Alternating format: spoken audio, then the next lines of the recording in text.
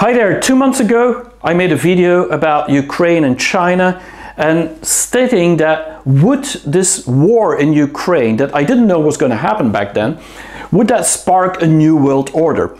And I promised to make a video if the war would happen, which of course now it has, and the situation is completely different today. But what is the position of China into this war today? Is it any different from 2 months ago? Is China really neutral, or are they supporting Russia? I'm going to give you a double view from both Chinese side and the Western view on what's happening in China, on China's position into this war. Welcome on this week's Pascal's China Lens.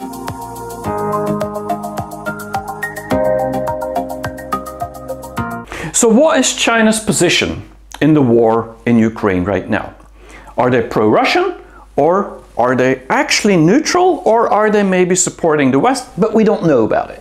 What is their position? It's critical to understand how that new world order may be created in the future. Now, if you look at the official position, it's pretty clear.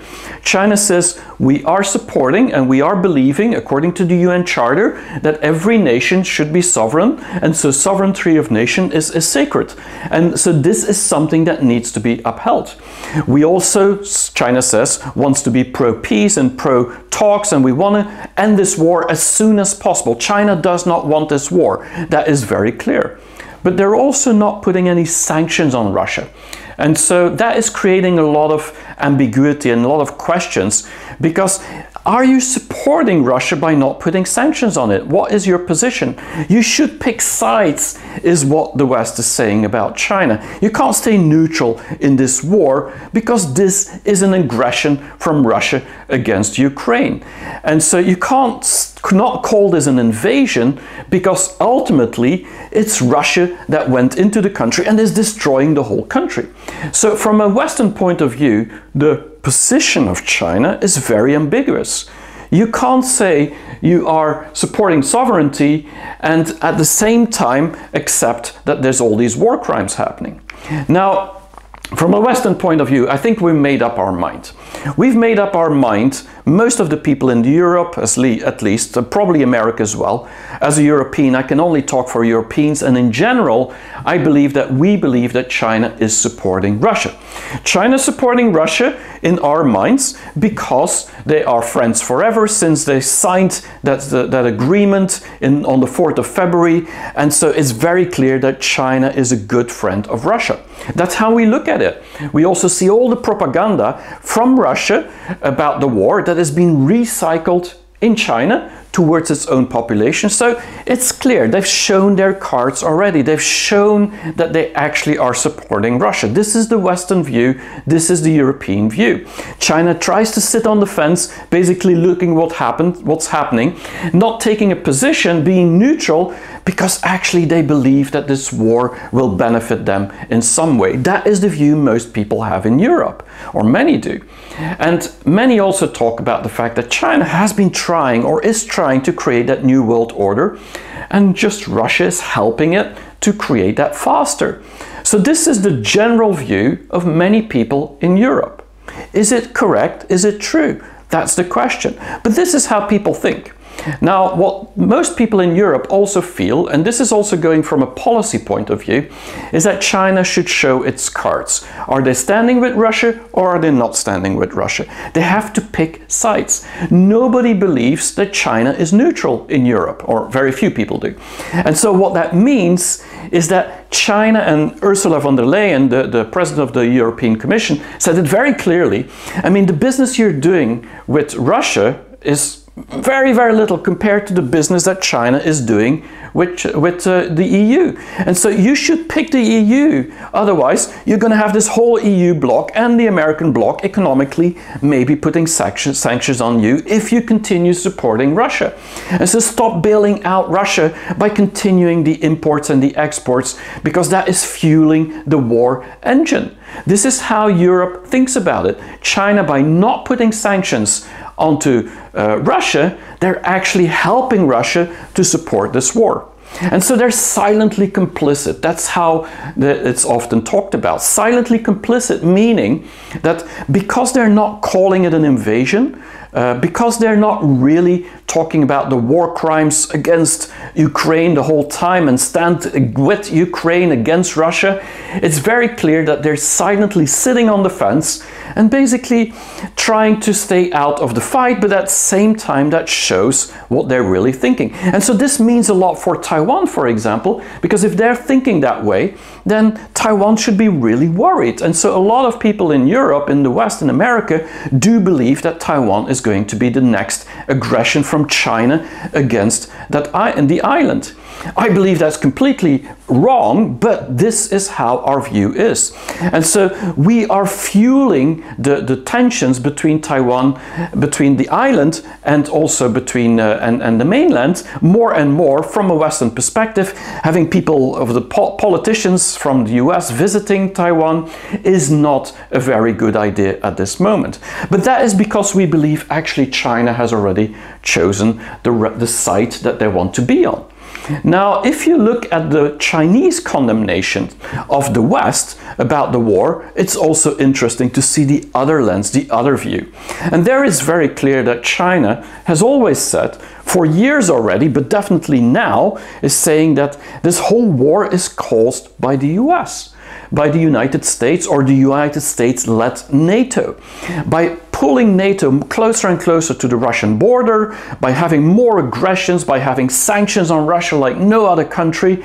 I mean, it's really clear that this war was created by the US. That is the Chinese view. And then the other issue that China has in condemning the West is these double standards, meaning that when the Western, or US, United States specifically, is actually constantly starting wars in Iraq and Syria and Afghanistan, I mean, lots of wars. I mean, it's never called an invasion, it's a liberation. Well, when Russia invades Ukraine, it is clearly called an invasion, literally, because that is not the liberal democratic environment that is actually the reality that we live in. And so what's happening is that China feels that there's so many double standards. And so the West, when they do something wrong, it's okay. When China or Russia does something wrong, well, that's a war crime. Of course, today it's a very different situation in Ukraine, so we can't really look at it in the same way.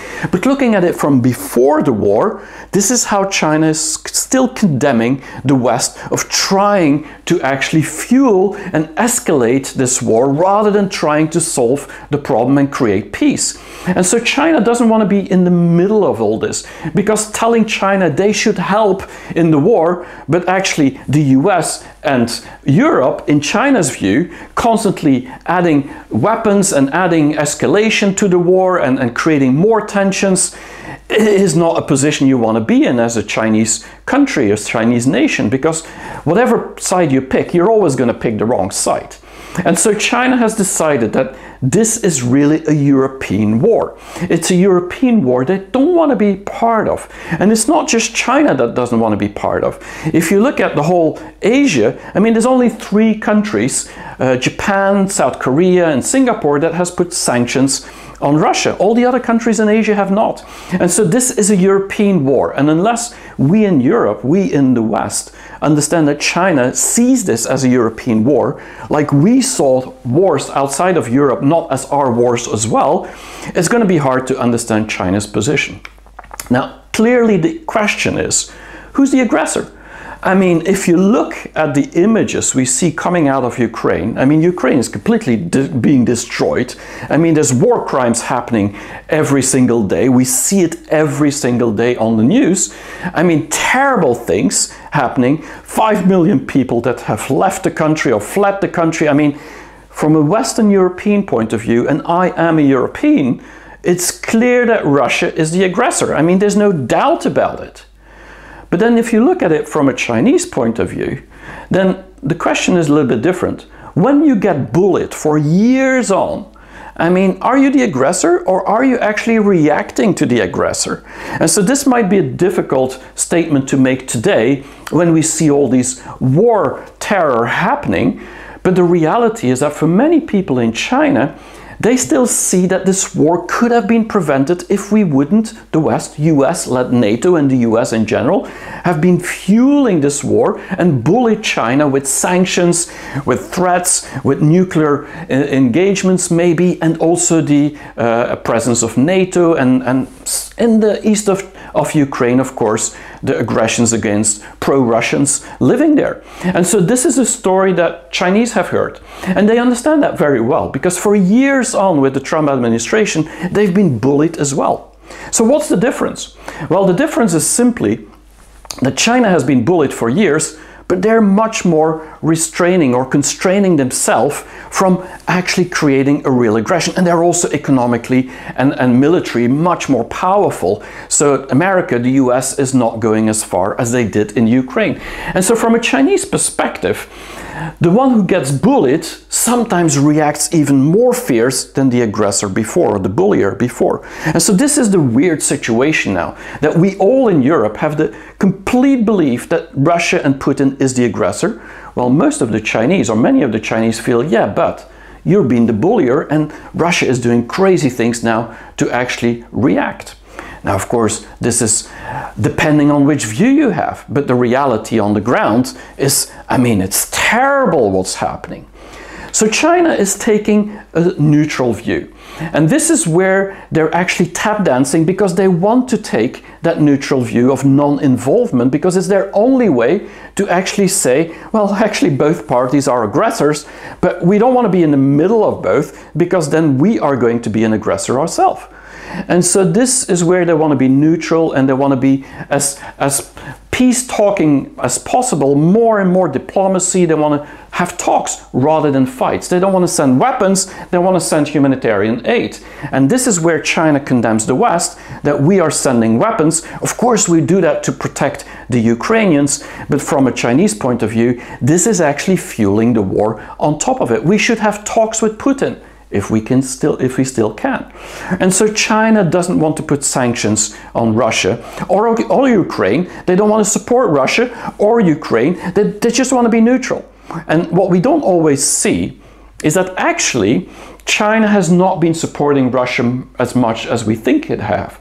There's been lots of investments that have stalled, that have stopped. When we look at the currency exchange, I mean, there's a lot of things that China is doing to not help Russia to actually create opportunity, or that China could be blamed for it. That's more from a political point of view. Now, from a business point of view, it's very clear many Chinese companies are seeing huge opportunities to actually invest now in Russia, or help Russians to invest into the Chinese market.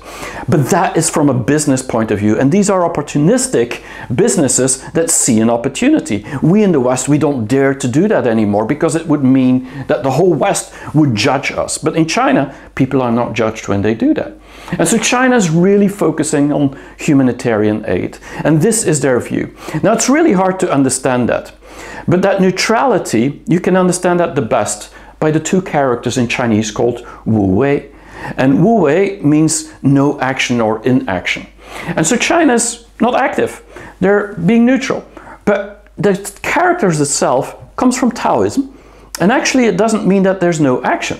What it means is that there's a lot of action, but the actions are not linked to a result.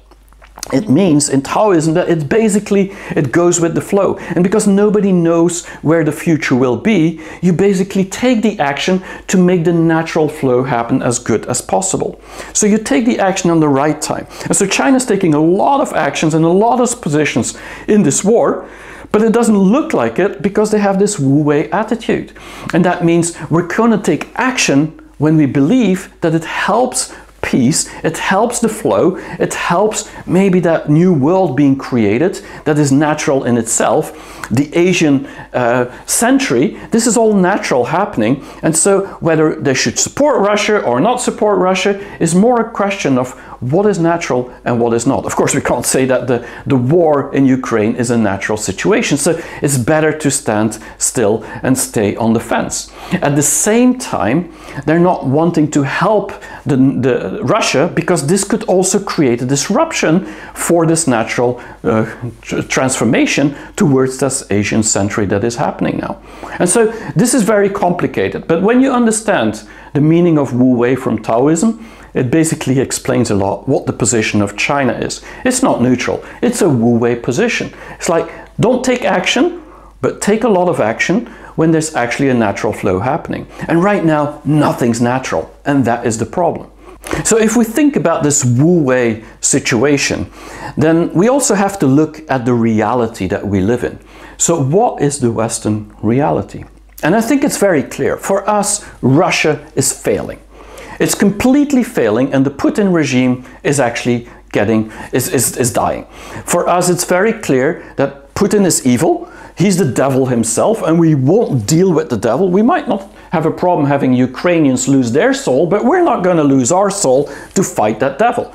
And if you look at Russia, I mean, the economy will become a second North Korea or a second Iran. It's going to be completely outside of the world order that we know. The economy is going to fail, and they're probably going to lose the war. That is the view that most of the people have in the West.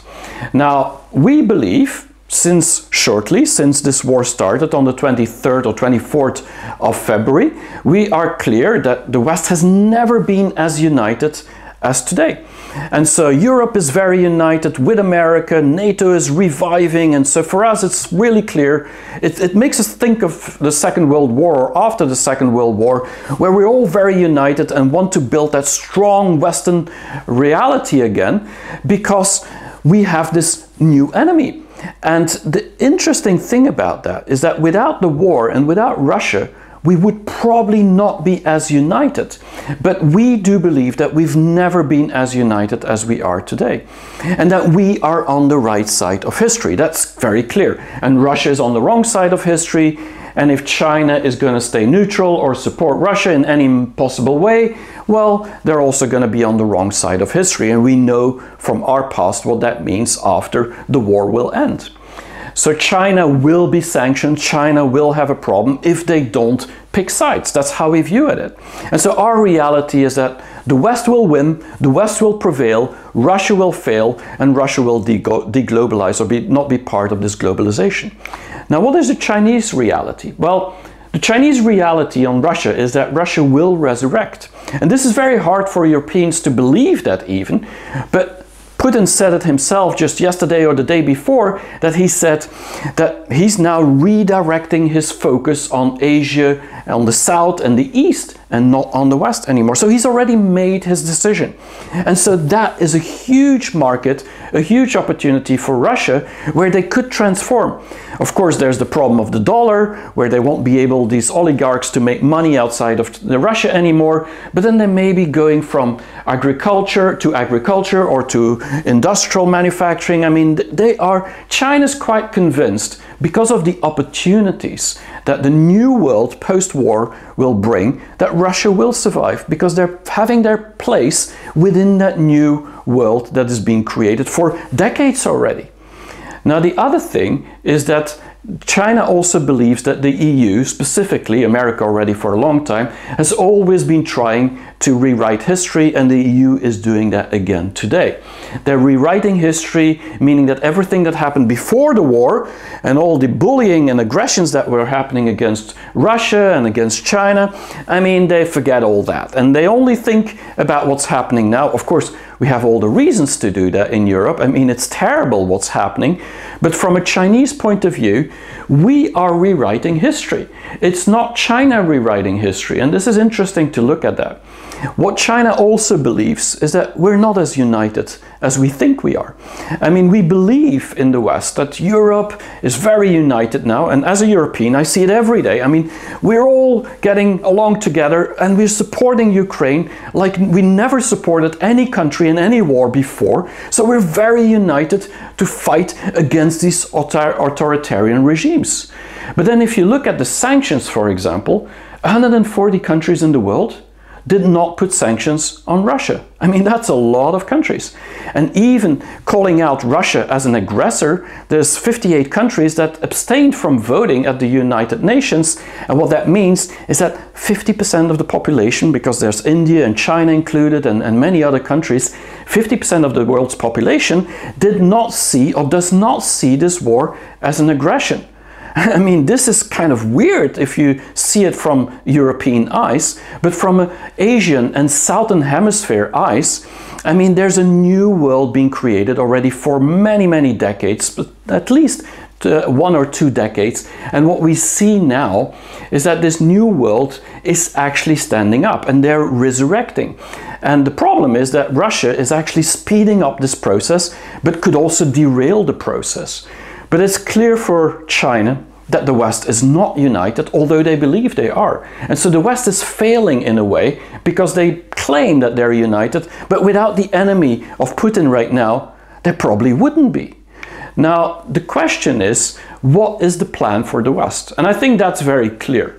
The West has made its decision. I mean, Russia is going to be excommunicated. It means they're not going to be part of the existing world order, and everybody's going to try everything possible to exclude them, excommunicate them from every global action that is happening where the West is really prominent. And China might be the next one. So China is in that way also, of course, worried to support the West because they're just going to be the next target after the Russian problem has been sorted. The West also will fight until the end. Well, we're not going to fight. We're just letting the Ukrainians fight. But they're going to fight, and that's the sad thing about it, until there's no more Ukrainians left. Because we cannot lose this war. But this is coming at a huge price. And so this is something we should realize as well. But this is clearly our plan. We're going to fight until the end. There's also clearly a Cold War that has started. I mean, many people say there might be a Cold War or a new Cold War. I actually believe the Cold War has started. I mean, not only Russian Cold War, but the Cold War between the West and the rest. And it's clear also that Ukraine is now part of Europe, that Finland and Sweden are now going to be part of NATO. And so we're forming a stronger bloc, an old bloc that was created after the Second World War, and it is now being revived after the war in Ukraine. And so it's clearly there's going to be a new Cold War. And this is the question, how extensive will this be? Because it can't be like it was before, because you can't decouple the world like we did before. But there's clearly going to be a decoupling happening. So a new free world, as the West would call it, is what we stand by. And everybody who's not part or doesn't want to be on our side is basically part of the unfree world. And when you look at the Chinese plans, it's not so much about what we're doing now, what is being done now. It's more about what will be done after the war, post-war. Chinese are looking at this much more long-term. And for them it's clear that the biggest problem of this war, besides the war terror that is happening, of course, to Ukraine, is the spillover effects into the whole world, which is creating a humanitarian crisis. I mean, millions and millions of people might die simply because there's no food supply, there's no energy supply to many people in the world, and specifically the Southern Hemisphere, many of the countries that are part of the Belt and Road Initiative. It's clearly that there will be a problem. And so China is focusing on being the aid supplier and helping these countries to cope with the war, more than actually helping Ukraine, which they do as well, but not enough in my view.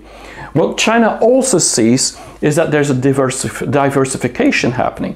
And what that means is that more and more countries, India, Saudi Arabia, I mean, you see many countries in the world are now starting to switch or to exchange their dollars and starting to buy renminbi or local money, Chinese currency. And the reason they're doing that, specifically when there's a lot of trade happening, but it's also, you see that there's an actually diversification happening, because many of the countries in the world are feeling like, yeah, if we would get sanctioned I mean, we would have the same destiny as Russia has right now. And so there's a lot of things happening which we don't see. The Asian century has been growing for a decade and is now really ready to stand up. And when I talk about Asian century, for me it's not just about Southeast Asia. I mean, this is about Central Asia, it's about Western Asia, it's even Russia, all the way from Russia to Indonesia, from all the way from, you could say, Japan to Saudi Arabia. I mean, this is a big country. And so the countries that it's unclear, like Japan and South Korea and India, that is where they are still supporting the West, but India is starting to switch. And so we're seeing things happening. But the Asian century is something that is part of the growth of this new world that is called the freed world, freed from the West. And so we are underestimating in the West how freed they feel since the last decade. And so Russia is actually creating or showing, making it all visible. And before it was all under the radar, it was under the waterline. And now suddenly it's very, very clear. And we see these things happening. The other thing is that there's no end in sight on this war. I mean, we don't know when will be the end of the war. And so China's taking a position which is a very long-term position because it could last years. And if it lasts years, there's no reason to get in the middle of the fight. What you want to do is to make sure that the natural process to actually have a new world that is being created naturally, even without Russian invasion in Ukraine, is actually being supported by China, because that will be the new world order that we will talk about later on. And this is not about creation, it's about making sure you're on board. And that is what China wants to be. Now, the problem is China cannot choose between Russia or the West. They cannot choose simply because if they choose, they're actually going to lock out half of the world, whether it's the Western world, that is then in money-wise, GDP-wise, or the rest of the world, that is then in population-wise. I mean, it's very clear that choosing one side or the other is like choosing between the old world and the future world. And the future world doesn't mean just authoritarian regimes, because that is an American, US kind of propaganda, that China and the West, it's all about authoritarian versus democracies and liberal democracies, but it's actually about emerging economies. It's about the whole world that was linked to the dollar, linked to the US, linked to the West, dependent on the West, that now feels maybe we can be on our own. And so this is a bigger disruption than we actually see happening. It's not about creating a new world order. It's about a world order that is changing. And so what could trigger China to change its position? To actually not be neutral anymore and actually be putting sanctions or pushing or pressuring Russia much more than they do now. I only see 4 reasons, but maybe you have more reasons, and put it in the comments if you do. But for me, there's 4 big reasons. One is, of course, if new weapons, chemical weapons or nuclear weapons would be used, then all bets are off. And then I think China has to take a position, because it would be against their own position that chemical weapons and bioweapons cannot be used, and as well, and definitely not nuclear weapons. So if that happens, but of course it has to be proven that it was Russia that did it, but there's more and more rumors happening, so if that happens, I think China will have a problem and has to make a decision.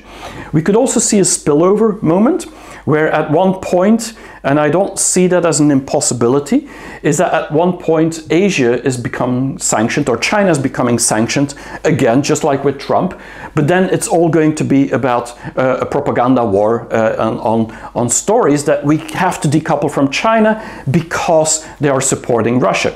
This spillover is happening slowly, but it's not really happening that much. But if it would be, if China simply said, would have the same issue as Russia because they're considered supporting Russia, then China would have to think twice, do we want to continue supporting Russia? Because at this stage, China still has a lot of problems to cope with. If the sovereignty of Ukraine would be tampered with, meaning that Ukraine would actually lose the war and this would become a Russian territory, or the other way around, that Russia would actually be left outside of Ukraine, I mean, this could trigger something as well. Definitely, if Russia would invade would actually win the war and call it a Russian territory, which I don't think will happen, then it's clear that for China this means that the sovereignty will have been affected. And so they will have to make a decision then, because otherwise anybody could say the same thing about Taiwan. And then there's of course the Russian defeat. If they are defeated, then Russia might actually lose all its leverage, and so China might actually let them go. And so these are things that could happen.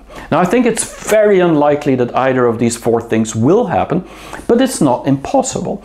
Some of the things could trigger a bigger response of China against Russia simply because they're crossing a line as well. And so if they cross a line, whether the West crosses a line by having the spillover, or Russia crosses a line, or Russia actually loses completely its economy and the war, then we could see this happening.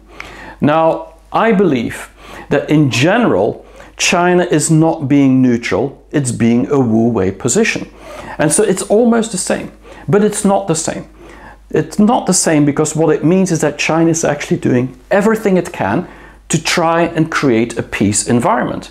But at the same time, they know whenever they take a position right now, they're going to be blamed for it and they're going to pay the price for it.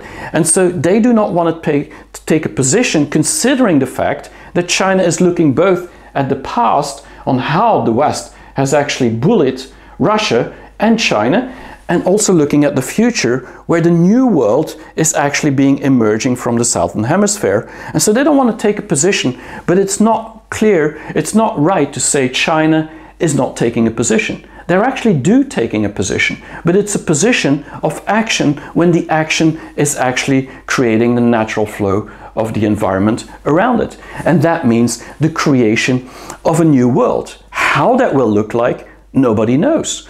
And because nobody knows, it's very dangerous to take a position right now. And so China is taking the position of a natural flow and not the position to disrupt anything.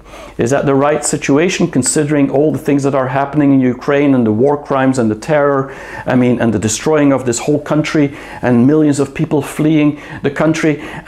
That is a very hard call to make. But the reality is that China believes right now we need to look for peace. And very few people in the West, in Europe, believe there's peace talks possible still with Russia. And so we believe the only way is aggression. And that is also why China calls the West an aggressor, not just Putin. And so it's very complicated.